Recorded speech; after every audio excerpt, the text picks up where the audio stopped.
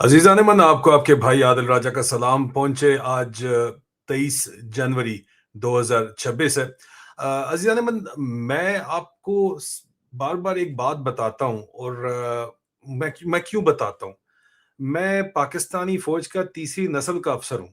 मेरे दादा ने 71 की जंग में इंडिया में 4 साल वो कैदी रहे और उसके बाद उनका दिल ऐसा टूटा क्योंकि उन्होंने अपने सीनियर्स का जो रवैया देखा और मुझे बताते थे। वो पाकिस्तान छोड़ के कनाडा चले गए लेकिन वापस आए और मेरे वालिद साहब ने भी जंगें लड़ी। मैंने आर्मी ज्वाइन की उस वक्त तक हालात दोबारा से वही हो चुके थे। लोकॉम माफ कर चुकी थी 1971 को। दोबारा से फौज की प्रेस्टीज थी, ऑनर था, an officer and a gentleman हम समझते थे अपने आप को।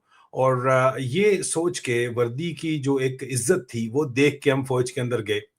लेकिन सर्विस के साथ साथ बहुत से ऐसे राज खुलते गए, दिल टूटता गया कि कैरियर अफसर और गुलामी में हमें कोई फर्क मुझे खास इतना नजर नहीं आया। बहरहाल मैंने अपना रास्ता अपनाया 2017 में फुल ऑनर्स एंड अवार्ड के साथ वॉर वुंडेड ऑफिसर होते हुए। At the peak of my career मैंने वॉलंटियरली रिटायरमेंट ली और पाकिस्तान आर्मी की रिजर्व स्ट्रेंथ के अंदर चला गया। उस वक्त तक मैं वॉर वुंडेड ऑफिसर था। उस वक्त तक मेरे दिमाग के अंदर ये खन्नास धुल चुका था कि ये नंबर वन एजेंसी है और ये नंबर वन फौज है, क्योंकि मैं अंदर घुस के देख चुका था। मैं देख चुका था कि किस तरह ऊपर से लेके नीचे तक जनरल मुशर्रफ के दौर के अंदर मटेरियलिज्म इस फौज के अंदर आया और इस फौज का जो प्रोफेशनल स्टैंडर्ड है वो बिल्कुल गिर गया। और ये डिटरेशन फौजी बाबे कहते थे हमें कि जनरल ज़िया उल हक के दौर के अंदर शुरू हुई थी। वो भी ओटीएस से थे by the way, Asim Munir की तरह। लेकिन अब जिस तरह की हरकतें कर रहे हैं साले, वो तो अब तो कोई इन्होंने कसर छोड़ी नहीं है इन लोगों ने। अभी ये इसराइल जाके जो काम कर रहे हैं, ओटीएस का ये बाबा इसराइल में गजा में फौजें जाके जो कुछ करेगा, आपके ख्याल में क्या करने वहां पे जा रहा है? यही मौलवी जो इसके साथ मिले हुए, कल ज़िया-उल हक के साथ मिले हुए थे, जब जॉर्डन के अंदर जाके इन फलस्तीनियों का ब्लैक फ्राइडे में कत्लेआम किया था, इसी फौज ने किया था ना जी। और आज दिन तक वहां पे जो है वो, उर्दन की बात कर रहा हूँ, वहां पे आज दिन तक अभी भी जो फौजें हैं, पुलिस है, वो पाकिस्तान की है।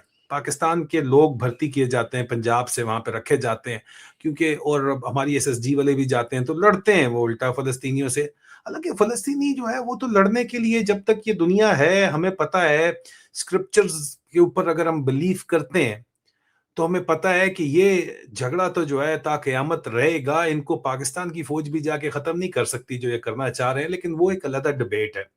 यहाँ पे मेरे ऊपर, शहजाद अकबर के ऊपर, अरशद शरीफ शहीद के ऊपर इन्होंने हमले किए। मैंने उनको ऊपर आवाज उठाना शुरू की, मैंने कीमत अदा की, मेरे साथियों ने कीमत अदा की, लेकिन फर्क तो पड़ा। लेकिन ये लोग साले समझते नहीं है, बहुत नंबर वन है। इन्होंने अब आके जो हरकत की है और उसके बाद उसको कवर करने के लिए जो हरकतें इनको करना पड़ रही हैं, मिसाल के तौर के ऊपर मेरे ऊपर दिसंबर में अभी इन्होंने हमला करवाया और इन्होंने जो ही हमला नाकाम हो गया, शहजाद अकबर के ऊपर हमला कामयाब हो गया, मकसद इनका पार्शली इनको अचीव हो गया, मैं इनके काबू नहीं आया। इन्होंने कहा चलो ये तो इन्होंने अपने ऊपर खुद हमला करवाया है। हालांकि बरतानिया में अपने ऊपर खुद हमला अगर करवाया जाए तो 10 साल की सजा है यहाँ पे। इन्होंने हर किसी को फुद्दू खाता अपनी तरह समझा हुआ है। लेकिन आज मुझे बरतानिया की एक बहुत बड़ी, सबसे बड़ी तंजीम ने कहा कि जी ये हम आपकी सपोर्ट में स्टेटमेंट निकाल रहे हैं, कोई कमी कोताही। मैंने कहा यार अभी इन्होंने हाल ही में दिसंबर में जो हमला था उसका जिक्र था, इन्होंने इसके बाद मुझे 2 दफा उम्र कैद की सजा भी सुना दी है, मेरे साथ बाकी जर्नलिस्ट को भी सुनाई है। उन्होंने कहा थोड़ा बहुत कोई अगर इसके सोर्सेज दे दें, तो मैंने 8-10 सोर्सेज जो मुझे सामने, मैंने गूगल किए, मेरे सामने आए, तो मुझे पता चला कि द डिप्लोमेट इंटरनेशनल पब्लिकेशन है, बहुत बड़ी मैसिव पब्लिकेशन है द डिप्लोमेट।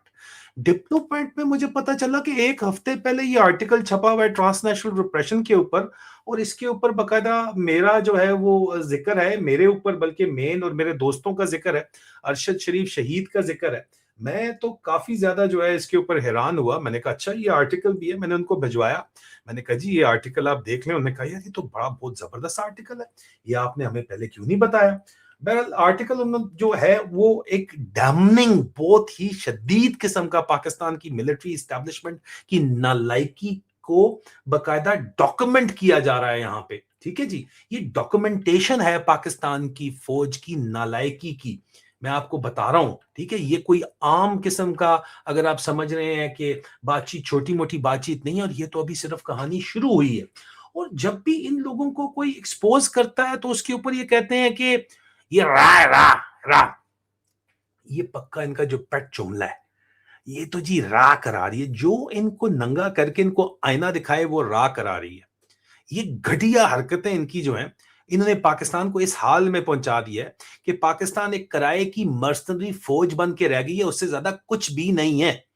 لیکن بہرحال کیونکہ ہم ڈپلومیٹ آرٹیکل کی بات کر رہے ہیں اور اردو کے اندر تو ہمیں آپ کو بتانا ہے، انگریزی کے اندر آرٹیکل ہے، تو آرٹیکل کہتا کیا ہے میں آپ کو صرف یہ بتاتا ہوں، آگے فیصلہ آپ خود کر لیں کہ یہ آرٹیکل کیا پاکستان انصاف کر رہا ہے یا نہیں کر رہا۔ دا ڈپلومیٹ نے اس کو لکھا ہے، مارکس اینڈروپولس نے اس کو لکھا ہے، 15 جنوری 2026 کو یہ لکھا گیا ہے۔ مجھے پتہ بھی نہیں تھا کہ پبلش ہوا ہے، حالانکہ میرا ذکر اس میں بہت زیادہ ہے، لیکن میرے دوستوں کا بھی ذکر ہے۔ تو میں نے یہ آرٹیکل آپ کے سامنے پیش کروں، آپ فیصلہ کریں کہ پاکستان کی کتنی ایک عزت بڑھ گئی ہے یہ ڈرامہ کرنے کے بعد جو یہ کر رہے ہیں، کیونکہ ہم نے تو باز نہیں آنا، ہم نے تو آواز حق بلند کرنی ہے، ہم نے تو سچ بولنا ہے، جو ہم بول رہے ہیں اس کی قیمت ادا کر رہے ہیں۔ 99 سال انہوں نے قید سنا دی ہے، لیکن ہم تو بولیں گے۔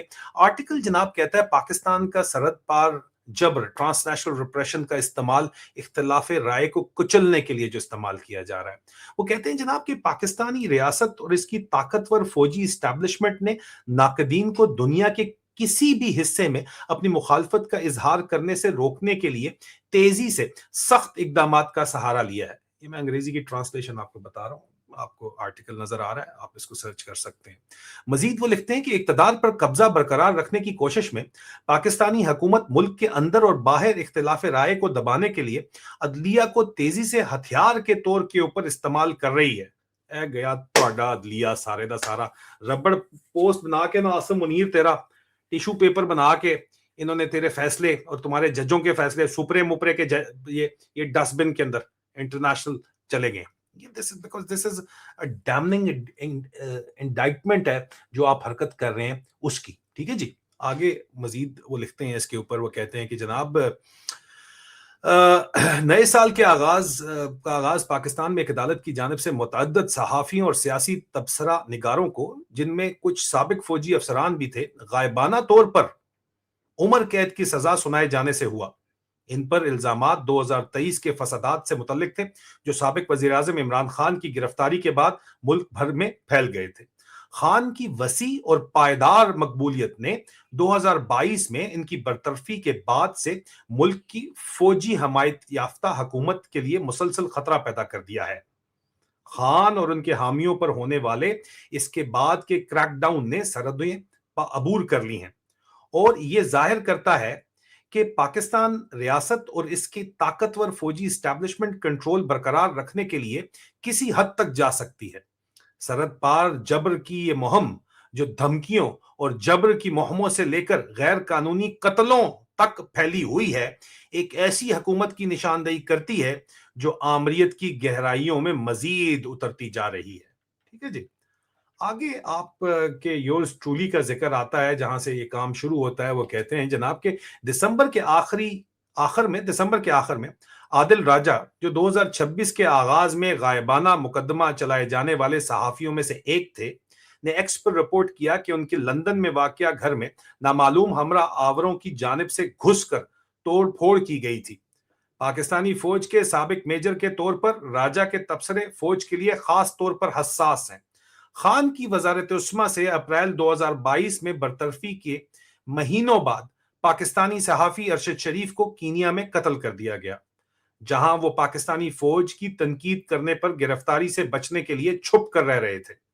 ارشد شریف نے ایک وقت میں سینئر فوجی افسران کے ساتھ قریبی تعلقات استوار کیے تھے، لیکن جب انہوں نے خان کی برطرفی میں فوج کے کردار کو کھلے عام چیلنج کرنا شروع کیا تو یہ تعلقات خراب ہو گئے۔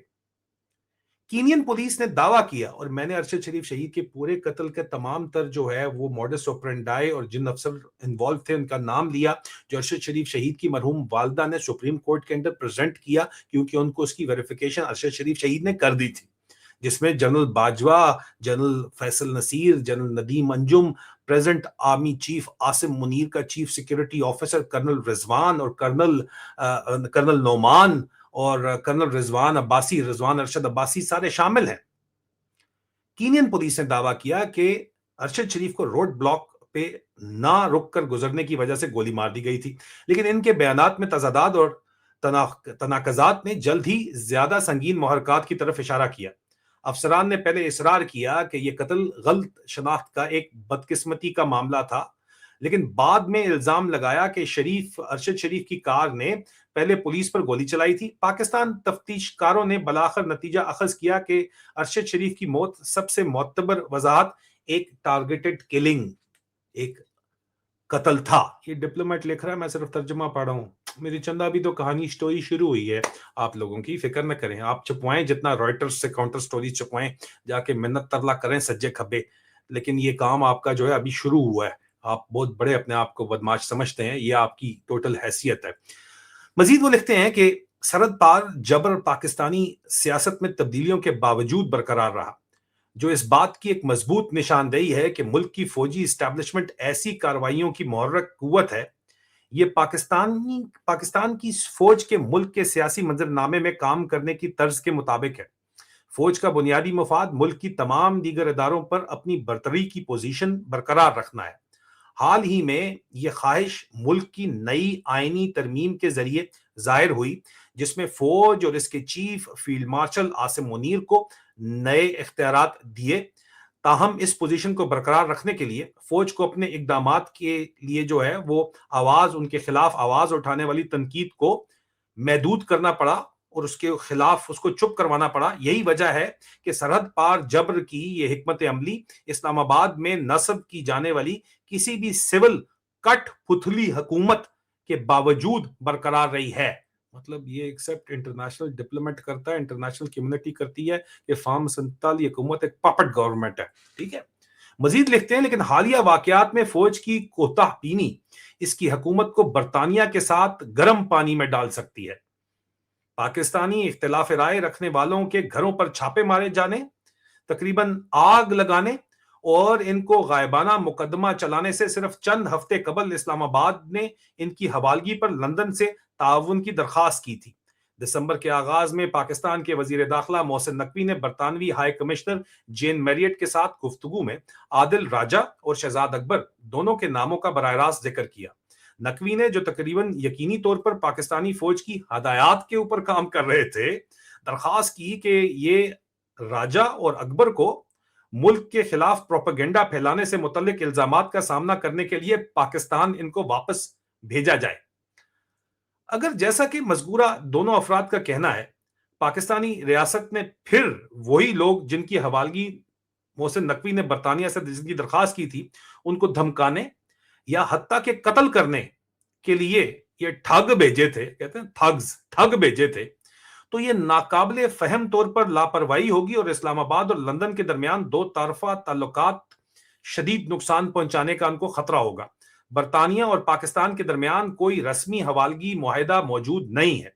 ताहम बरतानवी सरजमीन पर बरतानवी रिहायशों के खिलाफ दुश्मनी की कार्रवाइयां करना ऐसे मुल्क के लिए जिसकी जमहूरी साख इतनी कमजोर है, अपने हम मनसिबों को ऐसा मुआहिदा कायल करने के लिए एक मौसर हिकमत अमली है। पाकिस्तानी फौज शायद बरतानिया के अंदर पाकिस्तान के साथ ताल्लुकात के बारे में बढ़ते हुए शकूक व शुबहात से कम वाकिफ हो। 2025 के दौरान इस हकीकत पर ज्यादा तवज्जो दी गई कि बरतानिया भर में बच्चों की मुनज्जम तरीके से जिनसी इस्तेसाल और ग्रूमिंग करने वाले मुनज्जम गिरोहों में से बहुत से मर्दों की अक्सरियत पाकिस्तानी निसाब थी। इसने बरतानवी हुकूमत को नस्ल, मजहब और सकाफत के किरदार को इन ग्रूमिंग गैंग्स की फैलाव में मावन अवामल के तौर के ऊपर करीब से जांचने पर मजबूर किया और फॉरेन ऑफिस के वुजरा को इन जराइम के मुजरमों को मुल्क बदर करने का मामला उठाने पर उकसाया। पाकिस्तान ने मुबैना तौर पर इन दरखास्तों पर मुस्बत रद्द-ए-अमल दिया है। ताहम इसके ताउन को हैरत की बात है, बरतानिया की जानिब से शहजाद अकबर और आदिल राजा को मुल्क बदर करने पर मशरूत कर दिया है कि एक्सट्रेडिशन ग्रूमिंग गैंग की तब करेंगे। आपको पता है स्टोरी आई थी कि आदिल राजा और शहजाद अकबर हमारे ऊपर। कहते हैं मजीद के इस्लामाबाद एक मुट्ठी भर इख्तिलाफ राय रखने वालों पर लंदन के साथ एक बाकायदा तौर के ऊपर मुसलसल जो ताल्लुक है, जिससे वो फायदा उठाती है, पैदावारी ताल्लुक है, उसको खतरे में डालने के ऊपर तैयार है। इससे इशारा मिलता है कि फौज इन शख्सियात से कितना खतरा महसूस करती है। मेरी रिपोर्टिंग तो डिप्लोमेट ने लिखा बहुत हसास है वो, कोई शक नहीं है इसके ऊपर। اور مزید وہ لکھتے ہیں کہ طنز یہ ہے کہ ان اختلاف رائے رکھنے والوں کو بیرون ملک نشانہ بنا کر پاکستان اپنے تیزی سے بڑھتے ہوئے آمریت کی طرف مائل ہوئے اور سول سوسائٹی کی تباہی پر مزید بین الاقوامی توجہ مبذول کروا رہا ہے۔ نمبر ون، ہاں، یہ ایسے واقعات ہیں جو ملک کے اندر رہنے والوں کے لیے طویل عرصے سے واضح ہیں، اور سب کو پتا ہے پاکستان میں، باہر نہیں پتا تھا۔ بڑی مہربانی نمبر ون کی آصم منیر کی، چاچو وسکی کی، کہ باہر بھی لوگوں کو اب پتا چل گیا ہے جی، زندہ باد کام ہو گیا، یہ تو چاچو وسکی نے جو کام کروا دیا، آپ دیکھیں نا، بڑا زبردست کام کروا دیا ہے۔ یہ ڈپلومیٹ کی سٹوری ہے، میں تو صرف آپ کو جو ہے وہ ترجمہ پڑھ کے سنا رہا ہوں کہ کیا سٹوری چل رہی ہے، اور فیصلہ آپ نے خود جو ہے وہ کمنٹس کے اندر دینا ہے۔ آخری پیراگراف کے اندر وہ لکھتے ہیں جناب کہ اب صرف اور صرف چند جلاوطن ناقدین کو کے خطرے سے، اب بات وہ کہتے ہیں کہ ٹرمپ انتظامیہ کے ساتھ دوستی کے باوجود، ہاں جی سن لو، چاچا ٹرمپ پستے تھوڑا تو یاری دوستی بہت لائی ہے، چاچو منیر مستری کے لیے سوال ہے، آسم یزید کے لیے۔ وہ کہہ رہے ہیں کہ ٹرمپ انتظامیہ کے ساتھ دوستی کے باوجود برطانیہ اور امریکہ میں اپنے جبر کو پھیلا کر اسلام آباد ایسے سفارتی نتائج کو دعوت دے سکتا ہے جو چند جلاوطن ناقدین کے خطرے سے کہیں زیادہ بھاری ہوں۔ یہ آپ کے لیے جو نا جو ہونے والا ہے اس کی آپ کو صرف وارننگ مل رہی ہے۔ عمران خان کی حالت کو پہلے ہی ان کے اتحادیوں کی جانب سے تمام مغربی قانون سازوں تک پہنچایا جا رہا ہے جو سننے کو تیار ہیں، اور پاکستانی ریاست کی یہ تازہ ترین کارروائیاں سابق وزیر اعظم کے قریبی ساتھیوں کی جانب سے کیے جانے والے دعووں کو مزید تقویت دیں گی۔ ایک ایسے ملک کے لیے جو ہمیشہ بحران کے دبانے پر لگا رہتا ہے، پاکستان خود کو مزید پریشان کن حیثیت کی طرف دھکیلنے سے پہلے اس کو 2 دفعہ سوچنا چاہیے، لیکن سوچیں تو تب جب ان ڈفرز کے اندر کوئی سوچ ہو تو۔ ادھر تو جو بولے ابھی بولو، یہ بھی راہ لعنت تم لوگوں کے اوپر، کھلے کھاؤ، یہ تمہاری ایسی اصلیت ہے، اور ابھی تو تمہاری کہانی صرف کھلنا شروع ہوئی ہے، دیکھو آگے آگے ہوتا ہے کیا۔ کمنٹس میں بتائیں آپ کا کیا خیال ہے۔ بہت جلد دوبارہ ملاقات ہوتی ہے۔